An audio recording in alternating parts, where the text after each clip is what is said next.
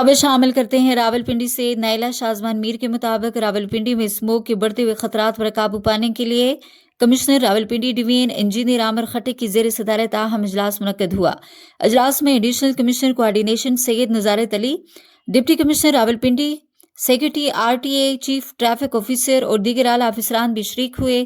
اجلاس میں انسداد اسموگ کمیٹی اور دیگر محکموں کی جانب سے بریفنگ میں انکشاف کیا گیا کہ جولائی 2024 سے اب تک 24 بٹے منہدم کیے جا چکے ہیں، جبکہ 81 لاکھ روپے کے جرمانے عائد کیے گئے۔ 2 صنعتی یونٹس کو بھی سیل کیا گیا اور 9 لاکھ روپے کا جرمانہ لگایا گیا۔ اس کے ساتھ ساتھ دھواں چھوڑنے والی گاڑیوں کے خلاف کارروائی میں 2711 چالان، 441 گاڑیاں ضبط اور 5.5 لاکھ روپے جرمانہ وصول کیا گیا۔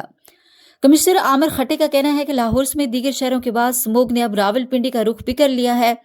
بھارت سے آنے والی ہواؤں نے پنجاب کے مختلف علاقوں میں اسموگ کی شدت بڑھا دی ہے۔ حکومت پنجاب نے اسموگ کی روک تھام اور مصنوعی بارش کے لیے 10 ارب روپے مختص کیے ہیں۔ انسداد اسموگ کمیٹی ڈپٹی کمشنر کی قیادت میں آلودگی پھیلانے والے عوامل کے خلاف کارروائی جاری رکھے ہوئے ہے۔ محکمہ صحت نے عوام کے لیے ہیلتھ ایڈوائزری جاری کر دی ہے۔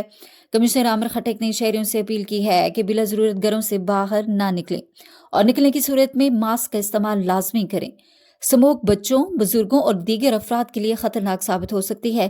عوام سے تعاون کی اپیل کی گئی ہے تاکہ اس ماحولیاتی مسئلے پر قابو پایا جا سکے۔